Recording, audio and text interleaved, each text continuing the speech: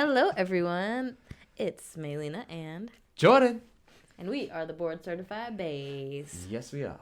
And we're back again with Sheamus for our second episode of the mini-series. We got so much good information last round. Let's dive into this again. There are so many questions that I wanted to ask, but for time, didn't want to dive into it. But this time, let's dive into a little bit more. You have been giving services for a long time. You have been an RVT. You've been in this field. That's how we met. That is all those years ago. That is true. Nearly 10 years ago. Oh my gosh, yeah. Nearly 10 years ago. That's right. We were both RVTs, right? And a lot's changed since then. So let's kick this episode off talking about services. What was your experience and maybe it might be better to start with the history of like what kind of services you got and like how you got into wanting to be able to provide services for those. Absolutely. So what kind of services did you get as a youngin? So, the earliest services I can remember was as soon as I got a formal diagnosis at age 5, I shortly after would go once a month to see a psychiatrist. And that wasn't even for I was not medicated then, thank God. So let me preface, some of y'all, your kids might be medicated at that age. At my age, that wouldn't have done much. But I would do psychiatry about, it was a lot of child psychoanalysis because I was very, I was a very hyperactive kid as well. And just my mind went a million miles an hour. It wasn't until about first and second grade, for only about 2 years, I received speech therapy services.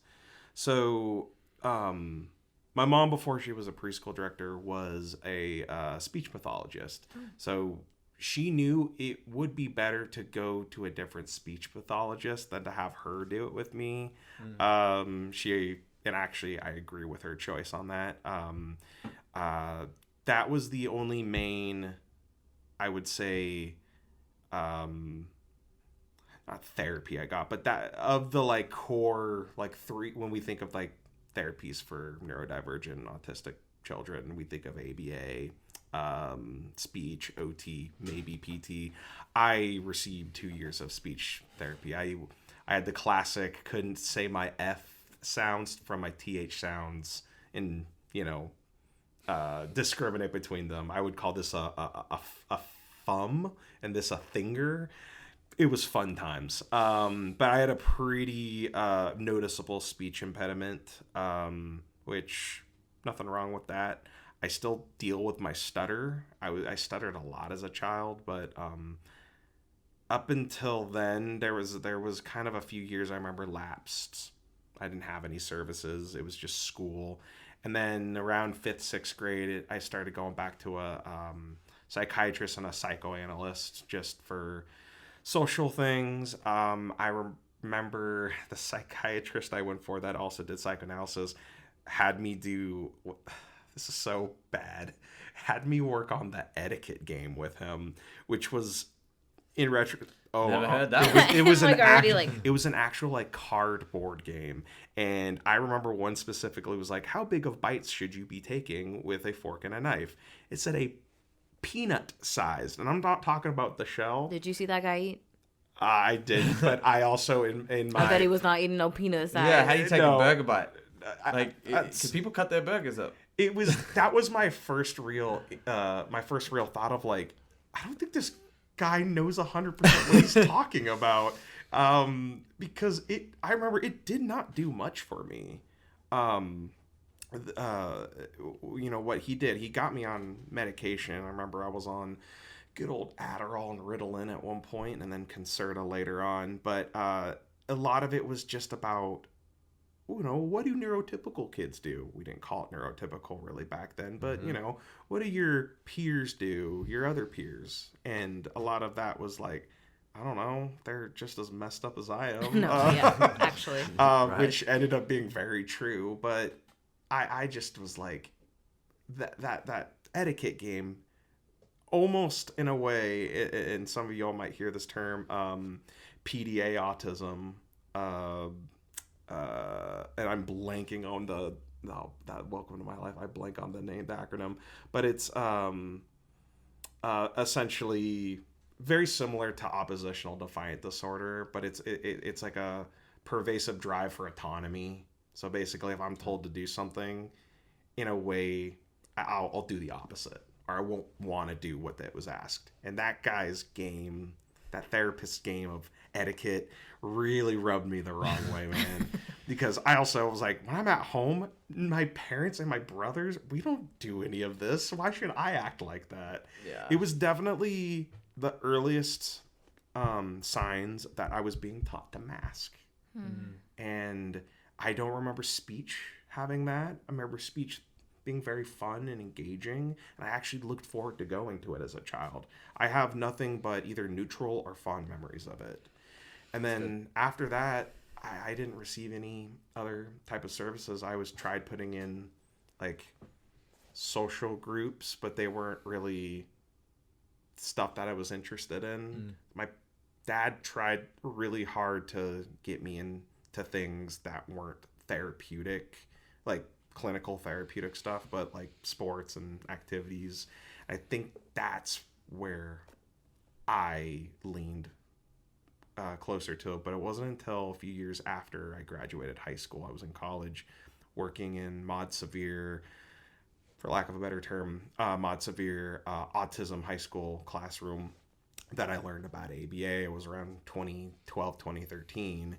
And that field stuck out to me so much because it was a way to really get, like, especially like RBTs, like really get in directly with these with these children or these clients, and like interact, play, educate them.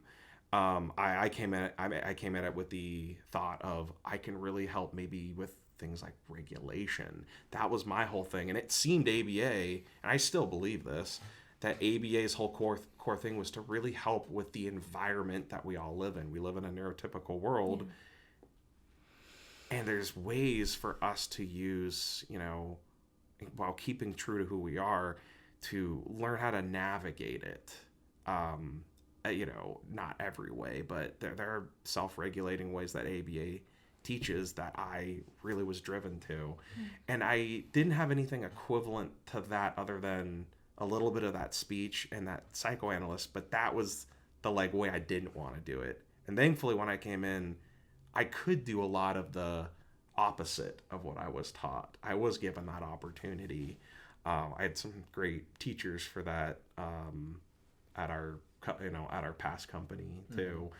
But came with some mixed, it was a mixed bag thing, but it did ultimately have me fall in love with ABA, and why I was in it for almost 10 years. But yeah, not really too intensive therapies growing up.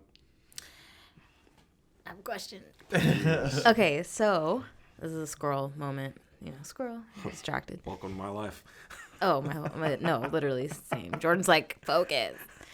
Okay, so being in speech for 2 years, I know it was a long time ago. Sure. But do you feel that being in speech has helped you to be able to work on those skills with some of the kids you work with? Definitely at a very rudimentary level. I do remember with speech, what kept me wanting to go to it was the speech pathologist I worked with, and then they had a SLPA at the time, the speech language pathologist assistant. For those that don't know, that the SLP was, I worked with her probably 95% of the time, and I just remember her space was before I knew what a safe space was, it was a safe space. It was a space I could go to, feel comfortable, have my autonomy. and then she worked with me where I was at. She asked me what I was interested in. I remember at that age, I was really, really, really into very specific video games. And this was before you could easily print out, like, you know, go on a computer and print out a choice board of, you know, your favorite video game character, or like oh my gosh, Like it's like I've only been out of text thank you, yeah. or the contingency. Yeah. I've been out of it for 2.5 years, and I'm Like a forgetting what first they're called. in kind of, the or tokens. like The a, tokens, thank Yeah, you. like- But she would like maybe once every few months like get me something, again, like a little item. She at one point got me like a book of like one of the video games I was really interested in. This was like when video games looked like crap too. But still, it was something to where she focused on my interest and tried to incorporate my interest with the curriculum. And it was like she understood my autism in a way that only like a small handful of people did at that time. Even more so than most times than my own parents, because she was around this a lot more intensely, but really did a good job at making me want to try to retain, because a lot of it I had a choice. I remember I could either be really stubborn and focus and really try and put work into it, or I would just, you know, whatever, just go back into Sheamus land. But she helped. Those 2 years I still think about from time to time. When I was going into ABA, that was like how do I get kids engaged and wanting to be, you know, getting excited to come in and play and work with me. It was like, I'm going to get on their level. I'm going to actually show them I care about their interests. I don't want to suppress it. I want to uplift that. Yeah. And yeah, those 2 years did a lot. Oh, that. Yeah, that is an amazing story. I think it's really important for us as clinicians to come in that way all of the time. Yeah. Right? Absolutely. There's the push now is Ascent and consent, right? Like being able to kids having Ascent to therapy and so on and so forth. And I think a lot of that comes from some of the not good stuff that has been happening.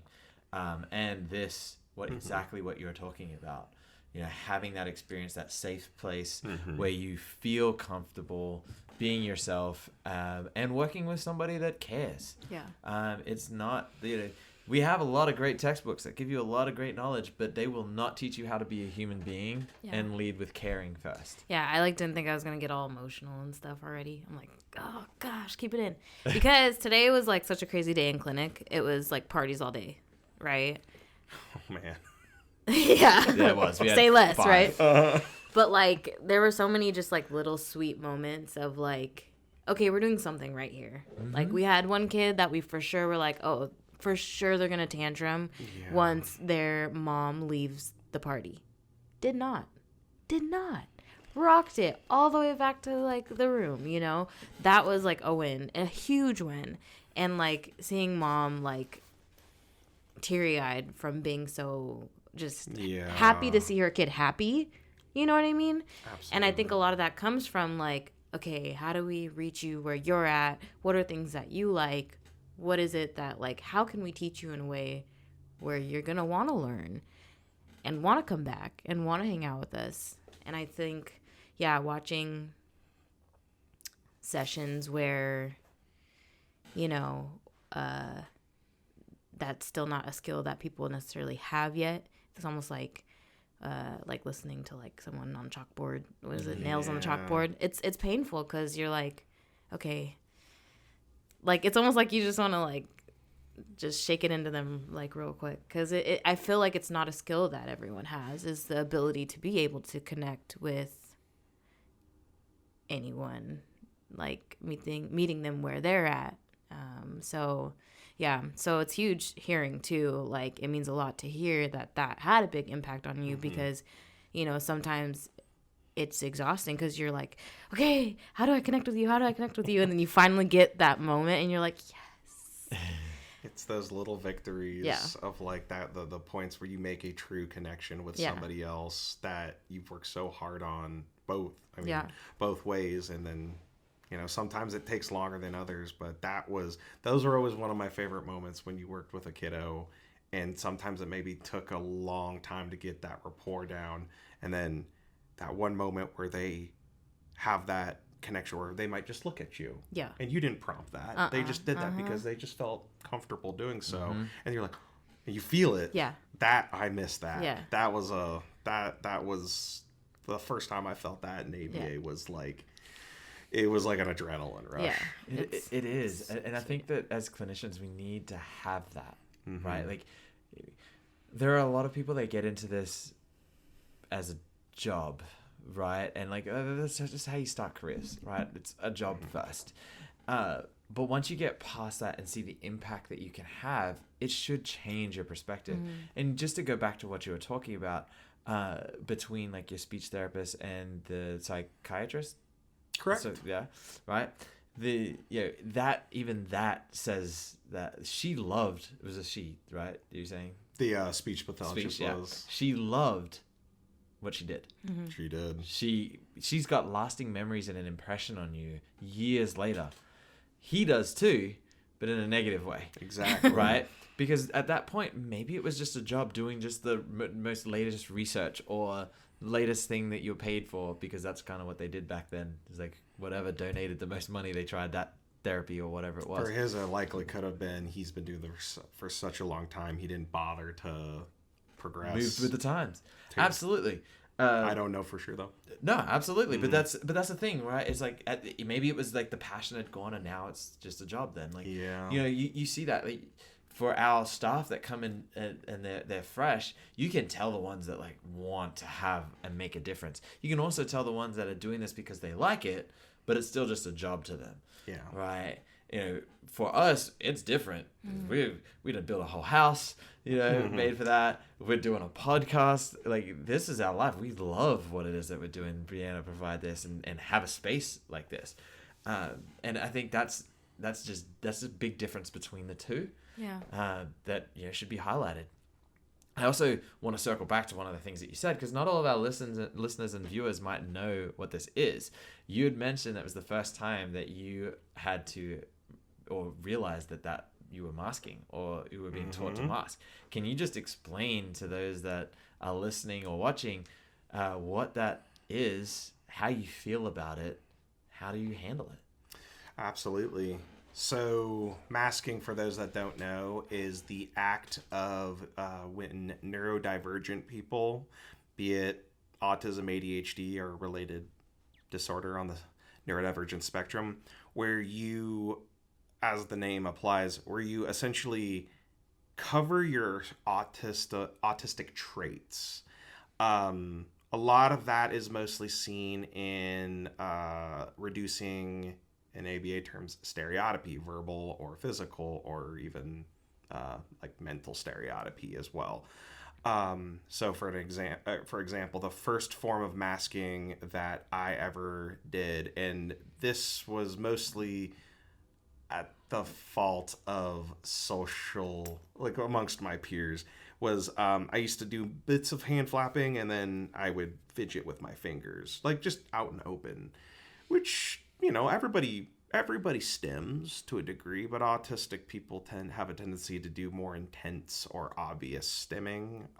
It's self-regulation.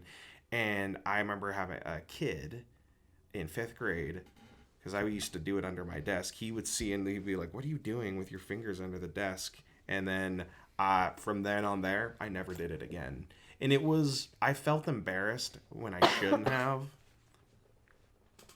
There's nothing that kid was not doing anything wrong, but that was a traumatic event for me because I didn't want to be perceived as too different or weird. And the way I did that was trying to learn how neurotypical peers did certain behaviors. Certain things like when you're sitting at your desk, what do they all do? Oh, well, none of them are playing with their hands. Some of them are getting a pencil, so I just would start,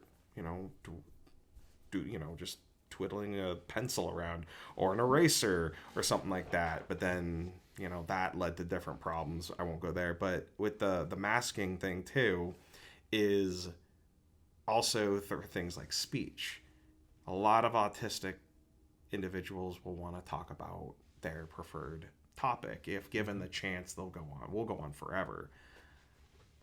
A lot of neurotypical people, bless their hearts, will be polite about it, but then some will be like, you know, we are talking about the same thing for too long. Like what I always worry about, well, like especially what I'm doing right now. But I was asked a question. That being said, it's in different aspects of our life where we mask. So I'm masking right now because I have self-conditioned.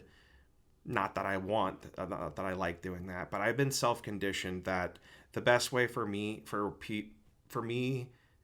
to be able to know that people want to be around me is if I don't act as autistic as I could. Like I'm suppressing my autism power, so to speak. Like I'm only at 20%. I'm only showing 20.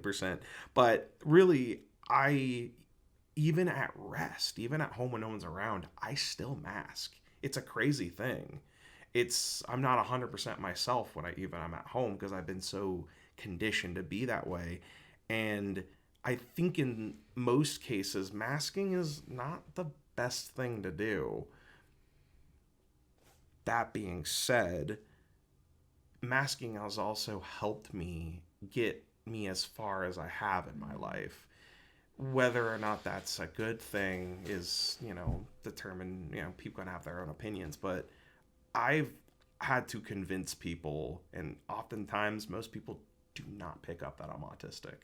They might think he's like, oh, he's just a little funny, weird, but, you know, most people don't know until I tell them, and I've gotten a lot of gaslighting that you're not autistic, you can't be. And half of my brain wants to go, oh, thank you. But then the rational, like, self-love thing, I'm like, no, I am. Autism can look like me.